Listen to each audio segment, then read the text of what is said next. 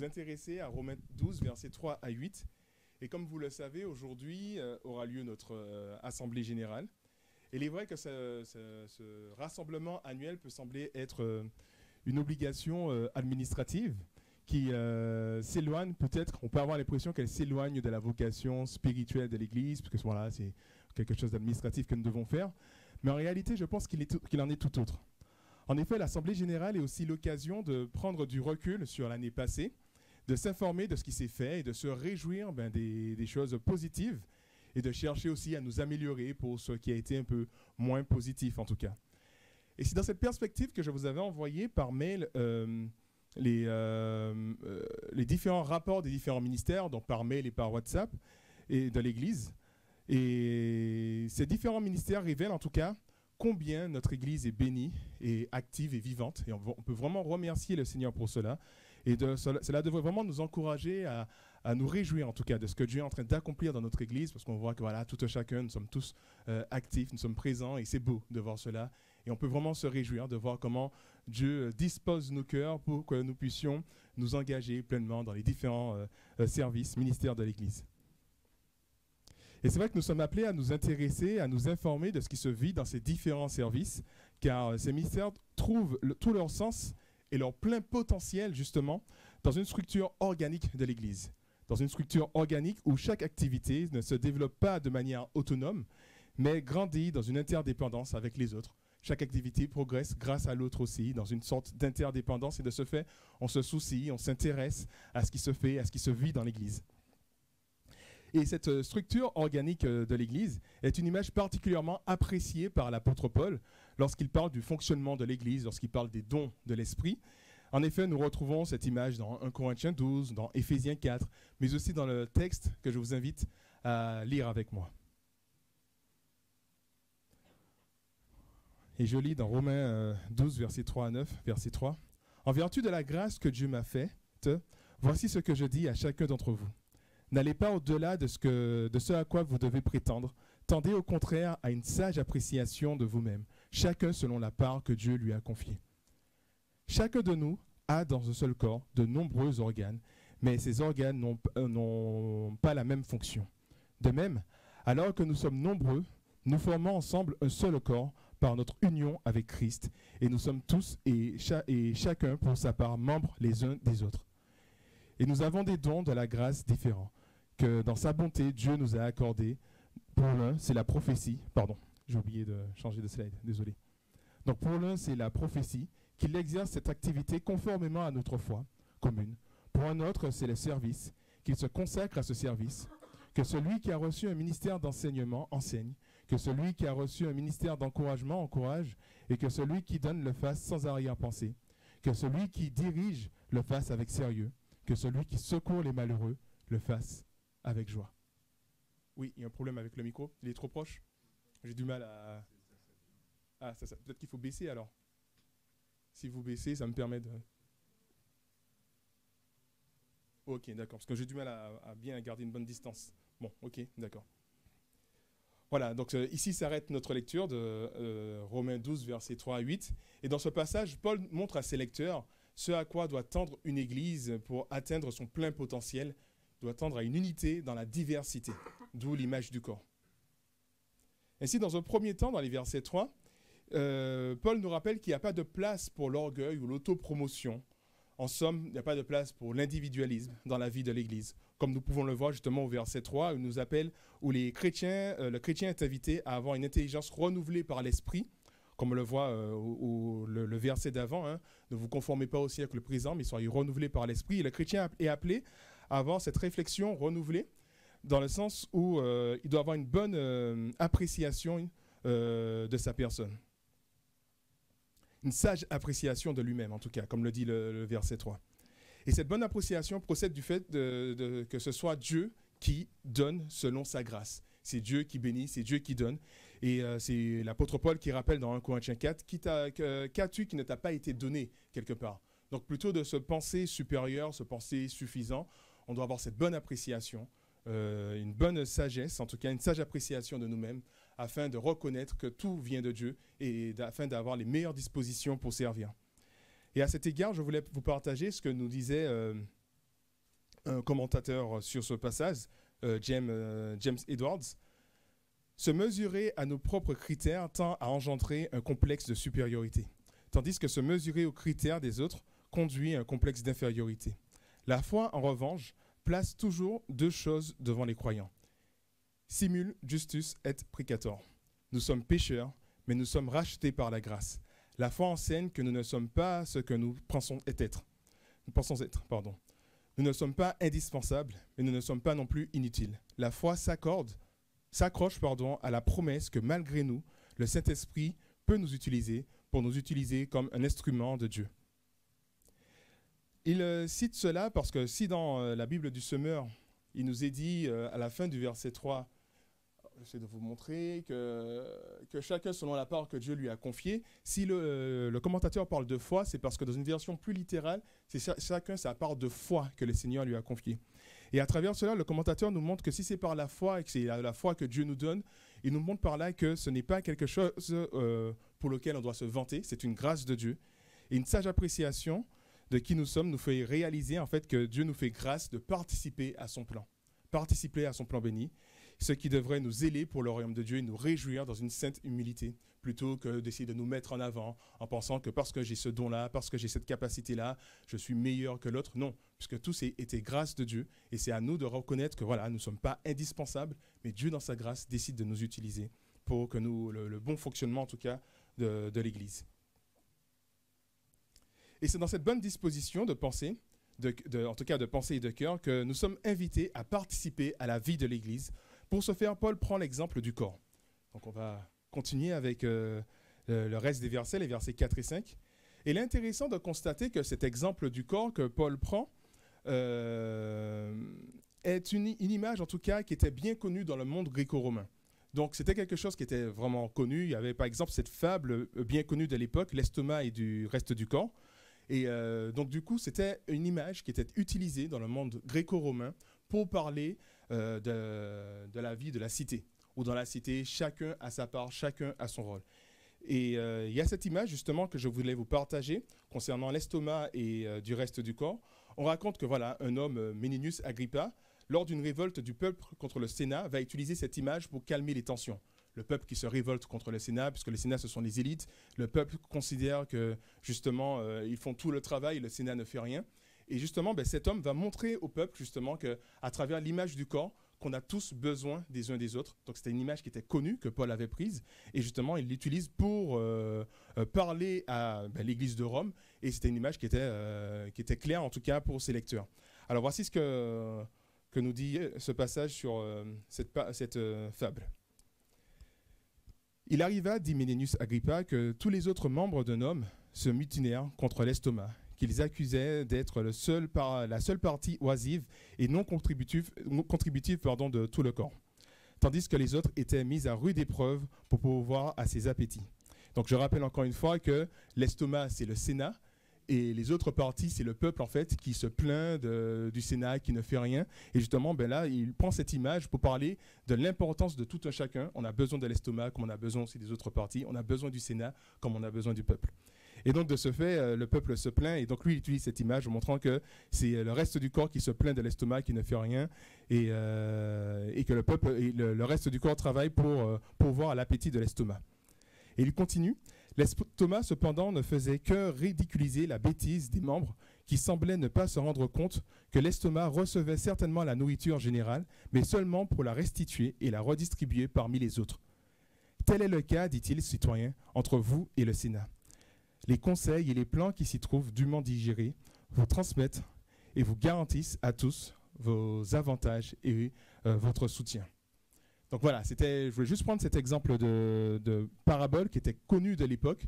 Et quand Paul, justement, utilise cette image-là, il y a un problème Ah, ok, je pensais que... Ok, désolé. Donc oui, je pensais que c'était le micro qui... Ok. Donc quand Paul utilise cette image-là, justement, c'est une image très connue qui parle justement aux Romains, puisqu'on voit cette fable de l'estomac et du reste du corps. Et il utilise cette image, Paul, pour illustrer en tout cas l'interdépendance qui doit se vivre dans l'Église, où chacun joue un rôle important, tout en étant dépendant des uns et des autres. L'image du corps montre que la relation qui doit subsister entre nous n'est pas une uniformité, mais une unité dans la diversité. L'unité du corps se trouve en Christ et la diversité se voit à travers les différents organes qui représentent les différentes activités de l'Église. Paul nous montre donc que rester à l'écart ou passif dans la communauté revient à faire du tort à l'ensemble. Il nous suffit de prendre l'exemple d'un organe dysfonctionnel avec toutes les complications que cela engendre dans le corps pour en être convaincu. Si un organe arrête de fonctionner, le corps ne sera pas à son plein potentiel. Le corps va souffrir de cela. Et de la même manière, Paul utilise cette image pour montrer qu'on ne peut pas rester à l'écart, on ne peut pas rester passif dans le corps de Christ. Et on est appelé à contribuer, à fonctionner ensemble. Et c'est comme cela qu'on fait, en tout cas, le corps atteindre, si on peut dire, son plein potentiel. Et finalement, on constate que cette vision de l'Église proposée par Paul vient mettre à mal toute prétention de suffisance et d'indépendance, comme nous l'avons vu au verset 3. Mais aussi toute forme d'individualisme dans une communauté où chacun vit sa relation avec son Dieu sans se soucier des uns des autres, où on se rassemble finalement, mais vraiment pour avoir sa relation. Je viens pour mon Dieu, pour ma louange, voilà, pour ma relation avec mon Dieu, et je ne me soucie pas des autres. Mais voilà, Paul nous rappelle avec cette image du corps que cela ne doit pas se faire dans l'Église. Il n'y a pas de place pour l'individualisme. L'Église est le lieu où nous grandissons ensemble, où nous nous édifions mutuellement. C'est le lieu par excellence où nous vivons d'ores et déjà les normes célestes à venir, à savoir dans l'amour de Dieu, dans l'amour du prochain. Les normes célestes à venir dans la mesure où Dieu a restauré toutes choses, a s'est constitué une nouvelle humanité, et lorsqu'il reviendra, on va vivre selon les normes célestes, dans l'amour de Dieu, dans l'amour du prochain. Dès à présent, l'Église vit déjà cette réalité future dans son fonctionnement. Cette unité dans la diversité est l'œuvre indiscutable que Dieu a réalisée dans son peuple à travers le Christ. Donc c'est vraiment quelque chose d'indiscutable. Dieu a installé cela, cette unité dans la diversité. Et maintenant, nous sommes appelés à rendre cette réalité visible pour tous à travers nos attitudes, en fait. Donc c'est à notre tour maintenant de nous engager et de vivre dans cette unité dans la diversité. Dieu a déjà tout mis en place et c'est à nous de pleinement nous engager dans cette communauté que Dieu a créée à travers l'œuvre expiatoire de son Fils. Alors, il y a quelque temps de ça, je vous avais parlé dans une de mes prédications, j'avais pris l'illustration quand je parlais de l'amitié, je disais qu'il nous fallait un lien pour construire une amitié. Un lien, ça peut être les films, le sport, voilà, une passion commune. Et je disais que le chrétien bénéficiait, en tout cas les chrétiens entre eux bénéficiaient non pas d'un lien, mais d'un câble en acier indestructible qui nous unit pour l'éternité. Et ça, c'est parce que nous sommes unis en Jésus-Christ. Et nous avons un lien extrêmement fort qui dépasse les amitiés que nous pouvons connaître, en tout cas dans ce monde, parce que ces amitiés peuvent être amenées à être limitées uniquement sur terre. Mais là, on a un lien qui dépasse cette réalité terrestre et qui va vers l'éternité. Et nous sommes appelés à vivre pleinement ce lien, justement. Cette unité se voit à travers notre présence dans les différentes rencontres de l'Église. On est vraiment unis, on s'engage mutuellement, on prend vraiment à cœur la réalité que nous sommes un corps et en tant que corps, on est solidaires des uns et des autres. En effet, si le dimanche matin, nous pouvons avoir un corps relativement bien complet, je dis relativement bien complet parce qu'on peut toujours grandir. Donc, on a quand même un corps complet, on est tous quand même présents, la majorité en tout cas, on est présents. On constate qu'il n'en va pas forcément de même dans les autres activités, par exemple la réunion de prière, où on a plutôt un corps, alors excusez du mot, mais un corps un peu rabougri quelque part, où on n'est pas tous présents. On voit juste un œil, un bras, un pied qui viennent, mais il n'y a pas tout le corps qui est là. Et finalement, ça nous fait réaliser que le corps, cette image du corps nous rappelle cette importance en tout cas de cette unité, de cette solidarité. Mais je veux quand même souligner, en tout cas, ma reconnaissance vis-à-vis de Dieu, parce que même si on n'est pas très nombreux dans nos réunions de prière, mais on constate quand même une croissance. Et ça, c'est beau. Et je veux remercier le Seigneur et je veux vous remercier aussi pour votre fidélité. Et je veux vous encourager aussi à aller plus loin. En tant que corps, on est là, on est unis, on avance ensemble. Et j'ai parlé de la prière, mais on peut parler aussi de d'autres activités, comme les rencontres de l'AFP, comme les groupes de maison aussi. Nous sommes appelés à vivre cette solidarité. Et c'est vrai que l'image du corps nous rappelle combien la participation de tout chacun ou de chaque organe est importante finalement. Comme Paul le dit dans 1 Corinthiens 12, les versets 12 à 21, dans 1 Corinthiens 12, il rappelle la réalité que l'œil a besoin du pied, le pied a besoin de la main, et ainsi de suite. Nous avons besoin des uns et des autres, et cette image du corps nous rappelle cette réalité. Un corps est en bonne santé seulement lorsque tous les membres sont actifs, lorsque tous les membres sont présents. Et c'est comme cela, justement, lorsque nous sommes unis, lorsque nous sommes ensemble, justement, que nous pourrons tendre vers notre plein potentiel, lorsqu'on est un corps uni. Alors, on constate que cette image du corps a servi de préparation pour l'exhortation suivante de Paul, l'invitation à utiliser les dons que Dieu nous donne. Donc voilà, il nous dit que nous sommes un corps en Christ, et ensuite, il prend l'exemple des dons que nous sommes appelés à utiliser. Et Paul nous présente en tout cas une liste de 7 dons que je vais vous remontrer. Donc, alors, je vais me rendre plutôt par là. Donc, il y a le don de prophétie, le premier don, le don de service, donc ça fait 2. Le ministère d'enseignement, que celui qui encourage, donc encouragement, ça fait 4. Que celui qui donne, donc donne, c'est 5. Le fait sans arrière-pensée. Celui qui dirige, ça fait 5. Et celui qui secourt, ça fait 6. Il manque 1 que j'ai dû rater. J'ai compté 2 fois 5. Merci beaucoup. Donc voilà, vous voyez qu'il y a 7 dons, une liste de 7 dons que nous avons dans ce texte. Alors peut-être 2 remarques préliminaires avant vraiment d'aborder ce texte, sur les dons en tout cas. Première remarque, le mot don charismata, donc c'est quelque chose que peut-être que vous savez déjà, mais c'est toujours bien de le rappeler. En grec, n'a pas le même sens qu'en français. Il n'a jamais le sens en tout cas d'aptitude exceptionnelle, comme on peut le retrouver en français. Quelqu'un qui est doué, quelqu'un qui a un don, c'est quelqu'un qui, en français, ça peut avoir le sens de quelqu'un qui a des capacités exceptionnelles. En grec, il n'y a pas ce sens-là. Ce sens-là n'existe pas. Mais il a le sens qu'on retrouve aussi en français, le sens de cadeau, d'un cadeau immérité, reçu par grâce. Ainsi, le don est avant tout un cadeau que Dieu donne à l'Église pour le bien de la communauté. Bien entendu, certains cadeaux, certains dons peuvent demander des aptitudes, comme le don, par exemple, de la prédication ou du chant, ou voilà, il y a des dons qui vont demander des aptitudes. Mais il ne faut pas comprendre par là comme un talent que nous avons reçu, comme une sorte de qualité supérieure, mais c'est d'abord un cadeau, un service que nous recevons. Et puis il y a d'autres dons qui s'exercent sans aptitude particulière. Hein.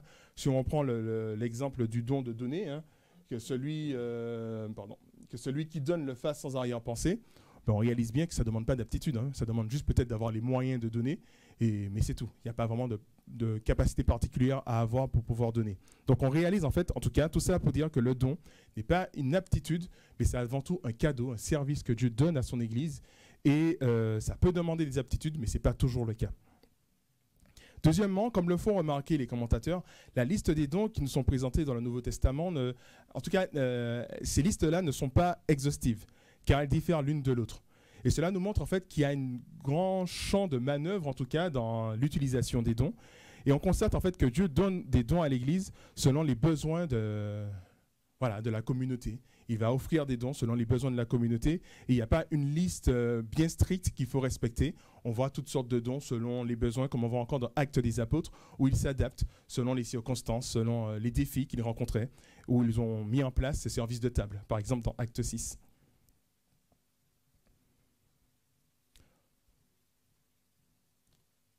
Voilà. Et si nous revenons en tout cas à la liste de notre texte, voici ce que nous dit le commentateur Samuel Benitro concernant ces 7 dons que je voulais partager avec vous. Il nous paraît toutefois qu'il désigne, il parle des dons en tout cas, il nous paraît toutefois qu'il désigne directement par des termes abstraits 2 charismes fondamentaux. L'un relatif au ministère de la parole, la prophétie, et l'autre touchant la question concrète, la diaconie. En fait, il est en train de dire par là, le commentateur, qu'il constate 2 dons principaux. Excusez-moi. Je vais mettre comme ça. Voilà, il constate 2 dons principaux, qui est le premier don qui est la prophétie et l'autre qui est la diaconie. Donc diaconie, en français un peu plus simple, comme on le voit dans Sommer, c'est le service en fait, hein, tout ce qui a rapport au service. Donc il parle déjà de 2 premiers dons, le ministère de la parole, tout ce qui a trait à la parole dans la prophétie et tout ce qui a trait au service. Ensuite, il personnalise le propos en invoquant les personnes qui bénéficient de charisme. Les 2 premiers, celui qui enseigne et celui qui exhorte, rentrent dans la ligne du ministère de la parole. Les 3 derniers représentent divers aspects de la diaconie, prise au sens large. Celui qui donne, celui qui préside, probablement à la répartition des secours, celui qui exerce la miséricorde, celui qui secourt. Miséricorde, c'est secours dans la traduction du Sommer. Donc il montre par là que, finalement, Paul présente des dons principaux, dans le service et dans l'enseignement, dans la parole de Dieu. Et ensuite, il décline cela avec, voilà, comme je disais, l'exhortation, l'enseignement pour la parole. Et celui qui donne, celui qui préside, celui qui secourt pour la diaconie, pour le service. Et c'est aussi ce que nous retrouvons dans notre Église avec des dons plus axés sur la parole, tels que la prédication ou l'enseignement des enfants, ou des dons beaucoup plus pratiques aussi que nous retrouvons, comme la technique, l'accueil, l'entretien. Et notons également qu'il y a des dons qui peuvent avoir un caractère plus officiel et qui débouchent sur des statuts reconnus tels que l'enseignement, tels que par exemple celui qui est responsable de la louange, ben voilà, il a quelque chose de plus officiel. Ou celui qui est responsable de différents ministères, il y a quelque chose de plus officiel dans les dons. Donc on peut voir que des fois un caractère plus officiel dans les dons, et on peut constater aussi que d'autres dons se manifestent de manière plus ponctuelle et de manière plus ou moins discrète, comme le don de donner ou de pratiquer la miséricorde ou de secourir. Donc voilà, de donner, c'est vous êtes là entre frères et sœurs, il y a une sœur qui vous fait part ou un frère qui fait part de ses difficultés, vous avez la capacité de donner, ben vous donnez. Ou quelqu'un qui a besoin d'aide pour différentes choses, ben voilà, vous aidez. La miséricorde aussi, vous pouvez manifester cette miséricorde. Et ce n'est pas, alors ça peut être peut-être un ministère officiel, mais de manière générale, ça peut se vivre de manière ponctuelle et on peut tous manifester ce don dans la communauté, dans nos échanges, lorsqu'on s'informe de comment va l'autre, on peut éventuellement, dans ce que Dieu nous donne, aider l'autre, que ce soit par une prière, que ce soit par un service, que ce soit par une parole d'encouragement aussi, une parole de sagesse. Et là, ce sont des dons de manière plus ponctuelle qui se vivent dans l'Église, dans nos temps de communion. Voilà. Et en tout cas, quoi qu'il en soit, dans le corps de Christ, nous avons tous, en tant que membres, reçu des cadeaux, des dons de Dieu, des dons différents qui servent au bien de tous. Nous sommes tous finalement appelés à vivre ces dons dans la communauté, que ce soit de manière officielle, comme je disais, avec une position officielle, que ce soit de manière ponctuelle, parce qu'on vit dans la communauté, on vit dans l'Église, on vit cette communion fraternelle. Remarquons que la réalité des dons met encore plus l'accent sur l'importance, en tout cas, de chaque membre et la nécessité que le corps soit réuni dans son entièreté. Lors des différentes rencontres, nous tendons... Pardon, excusez-moi, je me suis raté. Je me suis trompé dans ce que je disais. Oui, je disais en fait que l'importance en tout cas de chacun des membres et la nécessité que le corps soit réuni dans son entièreté lors des différentes rencontres de l'Église pour tendre à vivre son plein potentiel. Et remarquons également que pour vivre ce plein potentiel des dons, les dons ne doivent pas s'exercer isolément des uns des autres, mais ensemble. On doit vivre les dons ensemble dans la communion, dans l'Église. Oui. Ah, recule encore. Oh là là. Mais après, on peut baisser, pardon? Ah, d'accord. Ok, non. Ok, d'accord.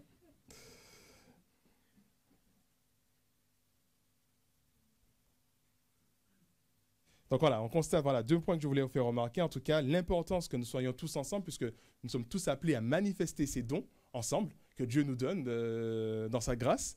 Et l'importance aussi de ne pas vivre ces dons de manière isolée, mais ensemble. D'où l'importance de nous soucier de ce que vivent les responsables des différents ministères et leurs équipes. Dans 1 Corinthiens 12, verset 26, Paul nous rappelle que si un membre souffre, c'est tout le corps qui souffre avec lui. Si un membre est à l'honneur, c'est tous les autres qui partagent sa joie. Et c'est vrai qu'on a cette joie, enfin voilà, les jeunes se sont levés, on a cette joie de voir ces jeunes qui vont se faire baptiser. Alors, on peut remercier Estelle, qui a certainement joué un rôle important, puisqu'elle est responsable des jeunes, des lycéens. Mais on peut remercier tout un chacun, finalement, parce qu'on a tous contribué à cela, de par notre présence, de par peut-être les discussions qu'on a eues avec ces jeunes. Et on voit finalement que cela porte du fruit. En tout cas, même au niveau aussi de l'enseignement des enfants, de la maternelle jusqu'au lycée, on voit justement que parce que les jeunes, en tout cas les enfants, ont suivi ces enseignements, cela apporte du fruit. Et on voit que finalement, il y en a qui vont se faire baptiser de ceux qui vont reconnaître Jésus-Christ comme leur sauveur et maître de manière publique. Et ça, je crois que c'est vraiment un sujet de réjouissance, de joie, de voir comment les dons sont à l'œuvre et permettent justement à des personnes de se tourner vers Christ. Donc, on partage une joie aussi lorsqu'on voit ces résultats-là aussi. Et il est de notre devoir de nous sentir concernés par ce que vivent aussi tous les autres membres et de contribuer à leur bon fonctionnement. Donc, savoir qu'est-ce que vivent les autres membres, qu'est-ce que vivent les autres ministères. Car nous avons besoin des uns et des autres pour atteindre en tant que corps notre plein potentiel. À l'exemple de l'estomac qui avait besoin des autres organes pour accomplir sa fonction de redistribution des nutriments dans le corps. L'estomac avait besoin des autres et les dons ne se vivent pas de manière isolée mais se vivent ensemble et c'est ensemble finalement qu'on s'entraide, qu'on s'informe de ce qui se vit et de ce fait, on peut mieux avancer ensemble et on peut atteindre quelque part un plein potentiel dans l'Église parce qu'il y a vraiment cette unité, il y a vraiment cette entraide, il y a vraiment cette sollicitude des uns et des autres. Alors, lorsque j'ai lu le rapport des ministères, j'ai pu voir aussi que concernant les maternelles et les primaires, il faisait remarquer le mal que, en tout cas, que les responsables avaient à maintenir un bon rythme. Un bon rythme parce qu'avec les enseignements, et du coup, ça ne portait pas vraiment de fruits. Enfin, c'est pas que ça ne portait pas de fruits, mais ça aurait pu apporter un meilleur fruit. Il y avait une difficulté à maintenir un bon rythme et c'était dû à l'irrégularité des enfants. Les enfants ne sont pas assez présents et de ce fait, on ne peut pas totalement atteindre le programme. Et on constate finalement que s'il y a un programme à atteindre, on constate qu'il y a des enfants qui ont un certain niveau parce qu'ils sont plus présents, d'autres qui sont à d'autres niveaux parce qu'ils n'ont pas assisté à toutes les leçons. Et on peut imaginer que ça peut être frustrant pour le moniteur parce que le moniteur a envie d'atteindre son but, d'atteindre son objectif et d'enseigner, d'atteindre en tout cas la fin du programme avec les enfants. Et il réalise qu'il ne peut pas trop le faire parce qu'il y a cette irrégularité. On peut imaginer aussi que ça peut être frustrant aussi pour le moniteur lorsqu'il a préparé une leçon et il réalise que finalement il ne va pas apporter cette leçon parce qu'il n'y a pas d'enfant. C'est ce qu'on a pu lire en tout cas dans les rapports. Et cela nous montre encore une fois que dans ce ministère, les moniteurs, les monitrices ont besoin de l'Église, ont besoin de la participation de l'Église, mais ils ont aussi besoin des parents aussi. Les parents jouent un rôle important. Plus les parents se sentiront concernés, plus ça fera du bien aux moniteurs, aux monitrices, et plus elles pourront justement atteindre leur plein potentiel dans leur ministère. Parce que les parents sont impliqués, les parents s'engagent, les parents font en sorte que les enfants soient là. Les monitrices ont peut-être une meilleure vision des choses parce qu'elles voient un progrès, elles voient quelque chose qui avance, plutôt que de se retrouver dans une situation où c'est aléatoire. Des fois, on a des enfants, des fois, on n'a pas d'enfants. Et donc là, ça nous montre encore une fois un organe, un ministère, un don, où avec la contribution de l'Église, avec la contribution des parents, cela peut aider en tout cas ce don à atteindre une bonne croissance. Et c'est ce en tout cas, elles ont soulevé en tout cas cette frustration qu'elles avaient de voir qu'il y avait un peu cette absence ou cette irrégularité des enfants. Donc ça nous montre encore une fois l'importance de l'unité, l'importance de se soucier des uns des autres, l'importance de voir que le don ne se vit pas seul, mais se vit ensemble et on peut contribuer au bon fonctionnement du don.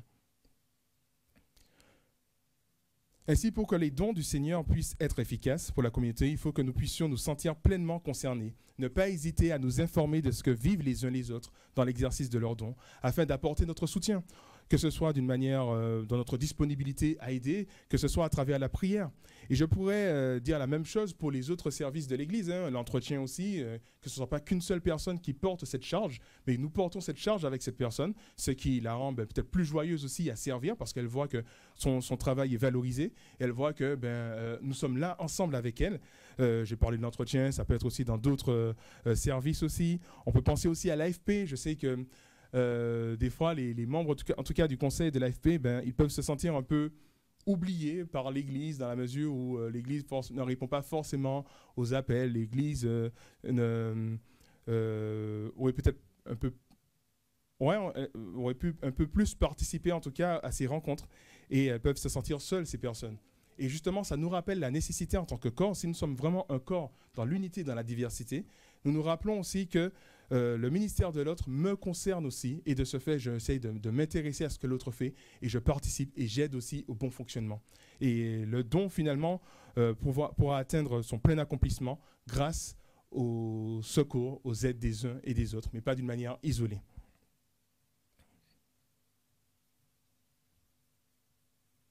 Alors, conclusion. En conclusion, Christ nous a rachetés pour que nous devenions son peuple, une humanité renouvelée qui ne vit pas selon les normes du monde, mais selon les normes célestes. L'Église, le corps de Christ, est le lieu où se vit d'une manière excellente l'unité dans la diversité. Nous sommes donc invités, en tant qu'Église de plaisir, à rendre cette réalité visible aux yeux de tous, de par nos attitudes, notre attitude d'amour et notre implication dans la communauté. Nous sommes invités vraiment à prendre conscience de l'importance de cette unité, l'importance de cette solidarité, l'importance de notre présence en fait. Être présent, c'est déjà énormément. Être aider l'autre, s'intéresser à l'autre, c'est déjà énormément. C'est quelque chose qui peut grandement, en tout cas, aider toutes ces personnes qui servent. Et cela nous rappelle qu'il n'y a pas de place pour ce côté peut-être individualiste. Je pense d'abord à moi. Non, on pense aux uns et aux autres. On grandit ensemble. Et c'est comme cela qu'on sera une église qui pourra grandir et tendre vers son plein potentiel, dans cette unité, dans cette diversité, comme l'image du corps nous le montre. C'est ce que je voulais partager avec vous.